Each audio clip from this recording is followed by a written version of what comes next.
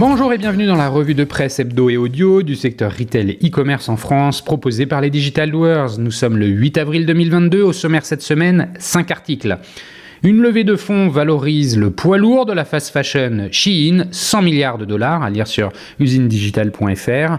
La SEC enquête sur l'utilisation par Amazon des données des vendeurs tiers, à lire toujours sur usinedigital.fr. Quel bilan pour les DNVB françaises aux États-Unis, à lire sur le JDN. Les résultats 2021 de Decathlon dépassent leur niveau d'avant-pandémie, à lire sur fashionunited.fr. Le marché français du bricolage a encore affiché une solide croissance l'an passé, à lire sur bfmtv.com. Je vous le rappelle, sur le site lesdigitaldoers.com, vous avez accès à une revue de presse qui rassemble les articles publiés dans la semaine sur les sites de news de notre écosystème. Vous pouvez vous y abonner pour recevoir chaque vendredi un digest de l'actualité dans votre boîte email. De cette revue de presse, je vous lis sans interprétation une sélection de quelques articles qui m'ont semblé pertinents à partager. Avant de commencer, un petit message avec les Digital Doers. Je produis et anime des chaînes de podcasts pour compte de tiers, c'est-à-dire pour vous qui écoutez cette revue de presse, acteurs de notre écosystème. Si vous souhaitez animer la prise de parole sur votre marché, c'est l'occasion d'inviter des clients et des prospects à venir converser avec vous et moi autour de votre proposition de valeur. Alors si vous êtes intéressé, contactez-moi. Enfin, je vous invite à écouter l'épisode 136 avec Romain Roy, CEO et fondateur de Greenwiz, avec qui nous parlons produits éco-responsables, bio et marketplace. D'ici là, bonne écoute, évidemment, toujours sans coupure. Chers auditeurs, vous connaissez tous la célèbre plateforme française PrestaShop. Cette solution complète et innovante pour créer une boutique en ligne a déjà été choisie par plus de 300 000 e-commerçants dans le monde pour son efficacité. Aujourd'hui, je veux partager avec vous la solution de paiement PrestaShop Checkout. Vous le savez car nous en avons déjà beaucoup parlé ici, le paiement est un moment clé dans le tunnel d'achat. Selon une analyse faite par PayPal l'année dernière, 50% des acheteurs quittent un site e-commerce si leur moyen de paiement préféré n'est pas proposé. Moins il existe de friction et plus la transformation est forte, je ne vous apprends rien. Par ailleurs, qui n'a pas rencontré des challenges techniques pour intégrer une ou plusieurs solutions de paiement ? Déjà utilisé par plus de 12 000 boutiques dans 176 pays, PrestaShop Checkout offre une expérience de paiement tout en un. Les paiements sont bien sûr 100% sécurisés et vous protègent contre les transactions non autorisées et les tentatives frauduleuses de remboursement grâce à la technologie PayPal. En plus, vous avez l'option de proposer le paiement en 4 fois sans coût supplémentaire pour vous ou vos clients.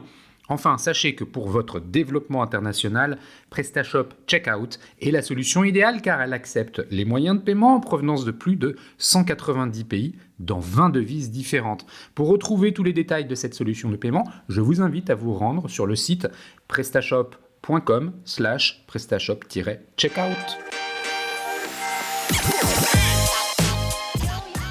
Une levée de fonds valorise le poids lourd de la fast fashion Shein, 100 milliards de dollars, à lire sur l'usine digitale en date du 7 avril. Le géant chinois de la mode Shein, qui a fondé son succès sur des circuits courts, une exploitation massive de la donnée, une application addictive, des prix ultra bas et l'utilisation des réseaux sociaux, aurait levé entre 1 et 2 milliards de dollars. Sa valorisation dépasse celle d'H&M et Zara réunis.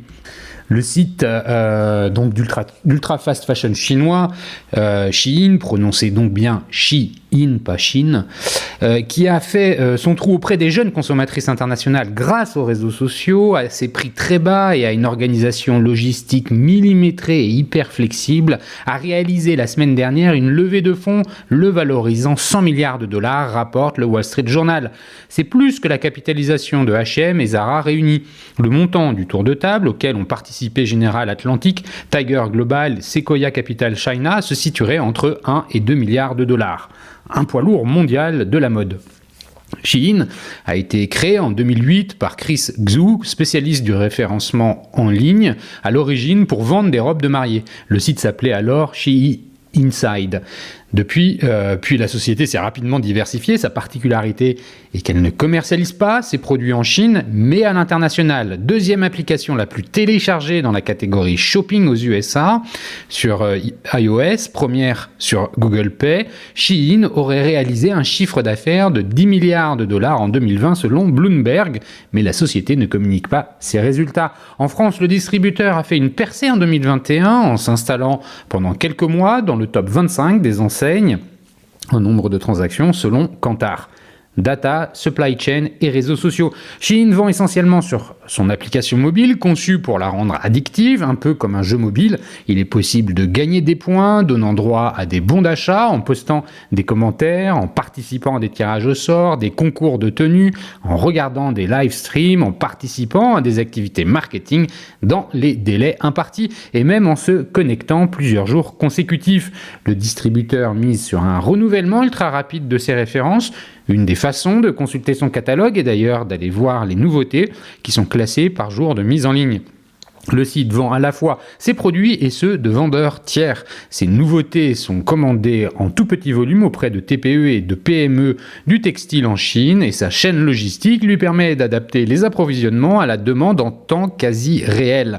En effet, Shein a construit son empire sur l'utilisation intensive de la donnée. Sa force réside dans sa popularité sur les réseaux sociaux qu'elle utilise pour la publicité et comme outil d'influence. Un hashtag populaire sur TikTok ou YouTube est Shein Haul, des déballages de produits filmés par de jeunes femmes et adolescentes qui dépensent parfois plusieurs centaines d'euros dans une seule commande. Sur TikTok, le hashtag cumule 4,8 milliards de vues.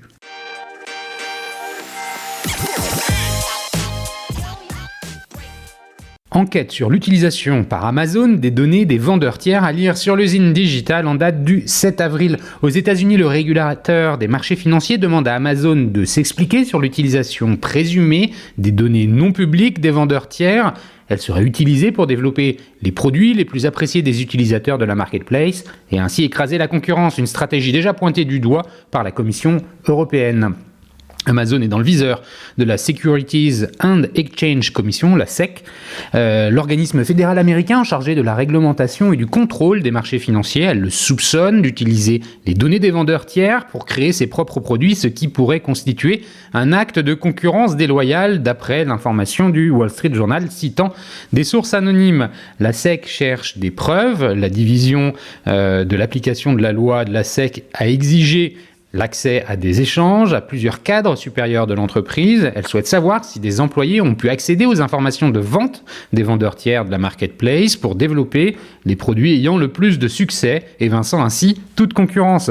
C'est une enquête publiée en 2020 par le Wall Street Journal qui avait pour la première fois révélé cette pratique. Elle citait une vingtaine d'anciens et actuels employés. À cette époque, un porte-parole avait complètement nié les faits et expliqué que seules les données agrégées ou des statistiques publiques étaient utilisées. Son argumentation n'a donc pas su convaincre les autorités américaines. Un jeu d'enfant pour accéder aux données. Mais les agissements pourraient être encore plus graves si on en croit un audit interne datant de 2015. Il révèle que 4700 employés avaient accès aux données non publiques des vendeurs tiers et qu'Amazon était au courant de ces manipulations. D'après ce document confidentiel, l'entreprise savait que les restrictions d'accès étaient insuffisamment robustes. Les autorisations ne sont pas suffisamment limitées, ce qui permet aux utilisateurs non autorisés de consulter les informations spécifiques des vendeurs, telles que l'historique des performances et les clés d'authentification, de modifier les niveaux de stock et les prix, et ainsi que de gérer les retours. Est-il écrit dans le rapport qui indique qu'un précédent audit avait identifié les défaillances similaires en 2010. Ces faits ont également attiré l'attention de la Commission européenne qui a ouvert une enquête approfondie. Les conclusions préliminaires de cette enquête montraient que des volumes considérables de données non publiques des vendeurs sont à la disposition des salariés de l'activité de vente au détail d'Amazon. Cette situation permettrait à l'entreprise de Jeff Bezos d'éviter les risques normaux de la concurrence et de tirer parti de sa position dominante sur le marché de la fourniture de services de marketplace en France et en Allemagne, soit les plus grands marchés d'Amazon dans l'Union européenne, ajoutait l'exécutif européen. Si ces pratiques sont confirmées, elles violent l'article 102 du traité sur le fonctionnement de l'Union européenne qui interdit les abus de position dominante sur le marché européen. Amazon risque une amende pouvant aller jusqu'à 10% de son chiffre d'affaires mondial, qui était de 470 milliards en 2021.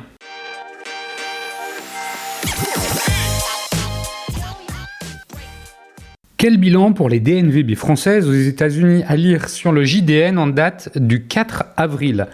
Si les DNVB préfèrent généralement l'Europe au moment de déployer leur activité à l'international, certaines choisissent de se confronter au marché américain. Pour quel résultat ? Merci Handy et Typologie livrent leur retour d'expérience. Au moment de s'exporter à l'international, les marques digitales françaises envisagent pour une grande majorité d'entre elles les pays voisins du continent européen, rarement les États-Unis. À rebours, les produits d'hygiène et de beauté de Merci Handy sont distribués dans plus de 200 boutiques outre-Atlantique. La marque Vegan, fondée en 2014, a débarqué sur le marché américain fin 2019. Cette année-là, le cofondateur et CEO Louis Marty effectue un séjour de 6 mois aux États-Unis. Cette période m'a permis de comprendre le fonctionnement de la distribution en magasin, la logistique et globalement la culture de l'entrepreneuriat aux États-Unis, retrace-t-il. Il faut dire que la marque et ses cosmétiques colorés au ton arc-en-ciel suscitaient depuis quelque temps la curiosité d'influenceurs américains et donc de potentiels consommateurs. Nous étions déjà présents en Europe à travers notre e-shop dédié qui avait demandé beaucoup d'efforts pour gérer la chaîne logistique, la relation client et les aspects réglementaires dans les différentes langues, souligne Louis Marty. Nous avons donc capitalisé sur cette expérience pour nous lancer aux États-Unis. Opportunité et complexité.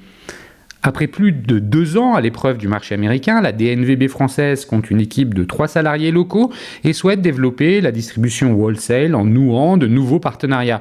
Une perspective mûrement réfléchie. Nous avançons petit à petit avec beaucoup d'humilité car le marché américain requiert de repartir à zéro et de laisser de côté ses acquis français, admet le cofondateur de Merci Handy. C'est un marché qu'il faut appréhender progressivement car le moindre investissement coûte cher, comme la livraison ou encore le marketing. Une réalité qui n'a pas empêché la marque de trouver son public de consommateurs auprès de la génération Z, sensible à l'offre décalée et à la formulation clean des produits. Aujourd'hui, les États-Unis représentent 20% du chiffre d'affaires de Merci Handy. Son cofondateur recommande de s'appuyer sur le réseau d'entrepreneurs et de partenaires français pour faciliter son implantation et la création d'une équipe locale. Le recrutement est un vrai challenge car les Américains sont moins polyvalents, révèle Louis Marty. Après seulement 3 ans d'existence, la marque française de soins naturels et vegan Typologie s'est lancée en Belgique l'année de sa création, en Angleterre quelques semaines avant le début de la crise sanitaire, aux États-Unis depuis 2021 et en Allemagne en octobre 2021. Notre aventure internationale est survenue tôt dans la vie de notre entreprise et en même temps, nous adoptons toujours la même démarche, à savoir tester et apprendre, expose le fondateur de Typologie, Ning Li. Aux États-Unis, la phase d'apprentissage s'est soldée par le recrutement d'une équipe locale après avoir un temps tout centralisé en France. La marque, uniquement vendue via son site marchand, assoit sa légitimité sur le marché américain en valorisant l'atout de la composition de ses produits. Les discours sur la transparence et la formulation gagnent du terrain aux États-Unis, même si la France reste en avance sur ce sujet. La prise de conscience générale sur les produits et leur impact sur la santé est bénéfique à notre marque. Sur ce marché, analyse Ning Li. Si la France reste le pays où les ventes de Typologie sont les plus importantes, l'international croît beaucoup plus vite. Après 1 an, les États-Unis représentent 10% du chiffre d'affaires de la France, détaille le fondateur. C'est encore relatif, mais nous observons une croissance rapide, d'autant que la profondeur du marché américain offre des opportunités. Toutefois, les possibilités du marché américain ne doivent pas éclipser quelques complexités, plus ou moins évidentes. Idéalement, il faut privilégier la côte Est en raison des fuseaux horaires, conseille Louis Marty, une distance qui influence à la hausse le coût des livraisons et qui empiète sur la marge brute. Et Ning Li de conclure, les États-Unis restent une destination moins rentable pour exporter son business, donc il ne faut pas se précipiter.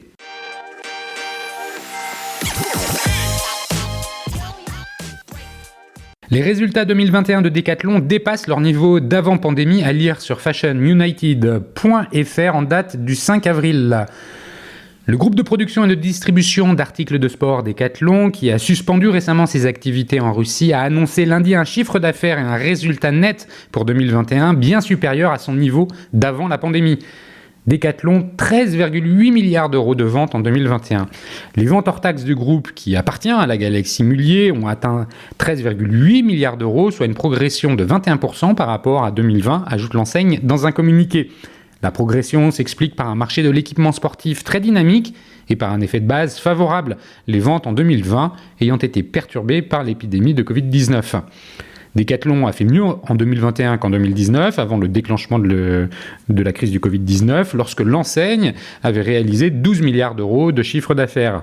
La progression de son bénéfice net est également très forte par rapport aux 2 années précédentes, 913 millions d'euros contre 550 millions en 2020, année lors de laquelle il était presque en ligne avec l'année précédente.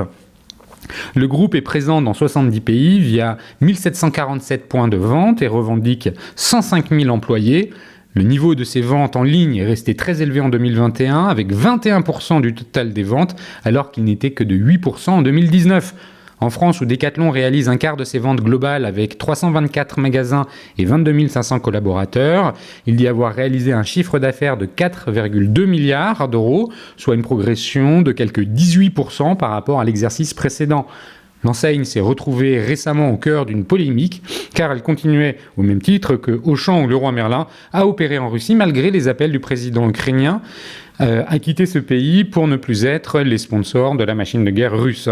Decathlon a finalement annoncé fin mars la suspension de son activité en Russie, 60 magasins et 2500 salariés, et évoquant des problèmes d'approvisionnement dans un contexte des sanctions internationales contre Moscou. Interrogée par l'AFP, la CFTC, première organisation syndicale chez Decathlon, avait trouvé dommage qu'il ait fallu attendre ce problème de logistique pour prendre cette décision.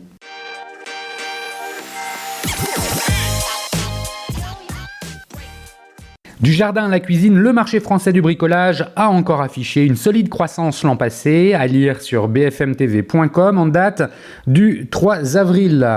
Les ventes se sont hissées à 34 milliards d'euros, portées par une conjonction de facteurs favorables comme le télétravail, l'épargne, les transactions immobilières.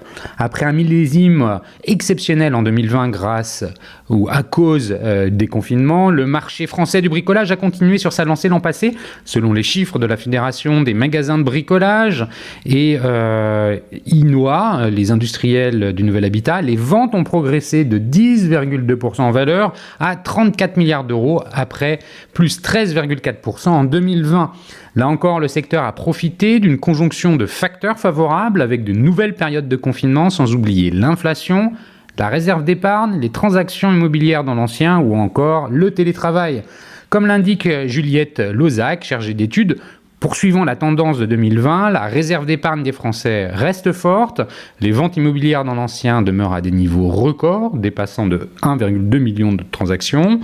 Enfin, tous les changements de comportement liés à la crise sanitaire et en particulier le repli sur le foyer, le report de certaines activités de loisirs sur celles de bricolage et de jardinage, ainsi que l'installation du télétravail dans la durée, ont participé au maintien du secteur. 2 autres facteurs ont également joué en faveur du marché, l'activité dynamique de l'artisanat associée à la montée en compétences des particuliers en bricolage qui entreprennent de plus en plus de travaux lourds face à des délais d'intervention qui ne cessent de s'allonger chez les artisans. Ce dernier élément est un réel levier pour les années à venir, poursuit-elle. Le jardin et le bâtiment en tête des ventes. Tous les rayons en profitent, certains encore plus que d'autres, comme le jardin, plus 17%, avec de très fortes performances pour l'aménagement et l'outillage motorisé. Le bâtiment, 17% aussi, porté par la montée en compétences des bricoleurs qui s'investissent dans de nouveaux types de travaux, toiture, isolation, assainissement. La plomberie, salle de bain, cuisine, plus 15% et le chauffage, plus 15%, compte tenu d'un hiver rigoureux. Derrière, les rayons électricité, bois et menuiserie et revêtements profitent de la montée en compétences des bricoleurs qui se sont lancés dans les projets les plus ambitieux, tandis que les rayons quincaillerie, outillage et déco connaissent une croissance plus modérée, entre 4 et 10%. Seul produit dans le rouge, la peinture, droguerie, colle, moins 1%, le rayon avait été la star des ventes en 2020. Leroy Merlin écrase la concurrence. Côté distribution, les grandes surfaces de bricolage s'arrogent la part du lion, 71% des ventes. L'équilibre revient entre les différents acteurs et profite aux grandes surfaces de bricolage, plus 11%, dont la progression des ventes en ligne, plus 32%, est supérieure à celle des pure players, plus 7%. ADO détient pas moins de 45% des parts de marché et un chiffre d'affaires de 10,8 milliards d'euros avec ses enseignes Leroy Merlin qui concentre 37,4% des ventes ainsi que Weldom et Bricoman.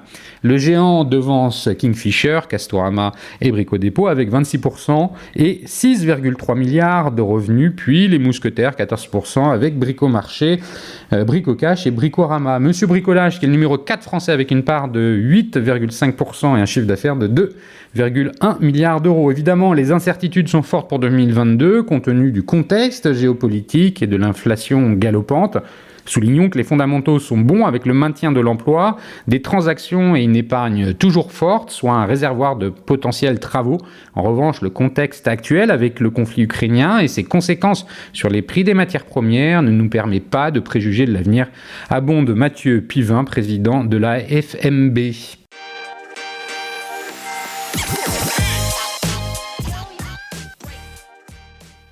Et voilà, c'est fini pour cette semaine. Merci de m'avoir écouté. N'oubliez pas de vous abonner à la revue de presse sur le site lesdigitaldoers.com. Si vous aimez l'exercice de cette revue de presse Retail e-commerce dans sa vision audio, n'hésitez pas à me le faire savoir en m'envoyant des messages sur LinkedIn et mieux encore en la faisant connaître autour de vous. Enfin, un dernier message d'auto-promo avec les Digital Doers. Je produis des chaînes de podcasts thématiques pour les prestataires de services de notre écosystème. Donc, si vous souhaitez animer la prise de parole de votre marché, c'est l'occasion d'inviter des clients et des prospects à venir converser avec vous autour de votre proposition de valeur. Vous êtes intéressé, alors contactez-moi. D'ici là, portez-vous bien et à la semaine prochaine.